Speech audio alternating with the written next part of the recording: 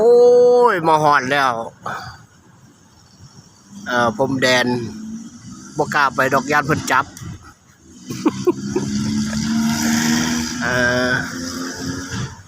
ตม.เขาเอิ้นตำหมากตม.ก็คือตำหมากว่าจะเกิงเบิ่งหยังเด้อนี่อ่านออกแล้วบ่หึอ่านว่าจังได๋หึอ่านว่าจังได๋นี่นำแล้ว โอ้มาเบิ่งคักๆแหละรถเก๋ง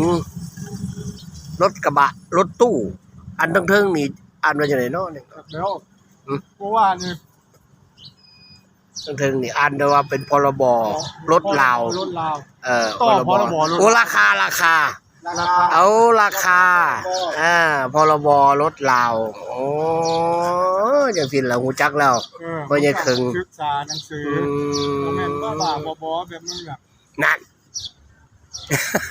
เมื่อกี้ผมก็เอิ้นคนขึ้น3ล้อซอยแล้วหลวงปู่สิไปใส่ก่อสารคามบ่ปู่โอ้บ่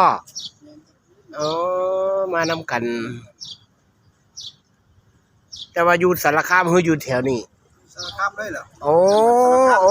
มาต่อพาเพิ่นมาต่ออันนั้นเนาะไปศึกษาไปเรียนกับผมนะบ่บัดนี้มันก็28มื้อก็ได้มาต่อเทื่อนึงสินะเอ้าก็มาเรื่อยแท้เพิ่นอยู่สารคามพี่น้องเพิ่นมาต่อผ้าไทยต้องพุ่นมาต่ออันอิหยังก็พาสปอร์ตบ่ต่อพาสปอร์ตอันไปก็ได้28มื้อเด้ผมนี่บ่เนี่ยไปเพิ่งถึงฮอดไปมาเบิ่งดูคือได้หน่อยเด้เขาให้จักมื้อได้28มื้อเขาบ่ได้ให้เป็นเดือนบ่แต่ว่าอันนี้มันอันนี้มัน5ปีพุ่นใส่ได้5ปีบ่5ปีใส่ได้ยังเฮาสิพามื้อใดก็เอาความไปก็ได้28มื้อมาต่อไหมให้อยู่ในประเทศเขาแค่28มื้อไปอยู่นำเขาหั่นบ่แม่นเสียจักบาทเสียเงินจักบาทบ่ได้เสียก็เสียค่าใบพันซื่อๆนี่จักบาทฮะ20 บาทโอ้20 บาทโอ้แต่ผมเขาก็เอา20 บาทเขาก็ปั๊มให้เฮาเนี่ยปั๊มครับที่27มันสิเฮาสิออกวันที่27ที่เขาสิ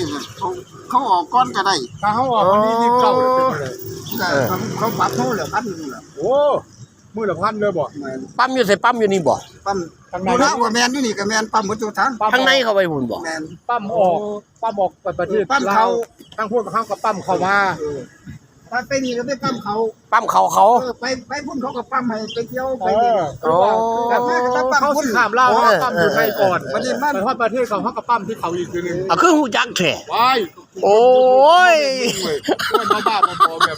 มึงกี่กูยังเอิ้น3ล้อซอยเราอยู่นี่คนขี่พุ่นน่ะปุ้ยไปเอิ้น3ล้อพร้อมเด้อพี่น้องเอ้ย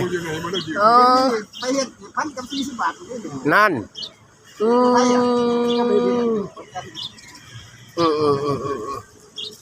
เอาเพิ่นก็นั่งท่าคือเดียวล่ะเดี๋ยวนี้มารับอันพี่น้องเพิ่นสิมาแต่ลาวเพิ่นเป็นคนลาวจังนั้นเพิ่นก็มาฮอดดอกมารับเพิ่นอยู่เพิ่นนัดเวลาบ่ายโมงเที่ยงถึงบ่ายโมง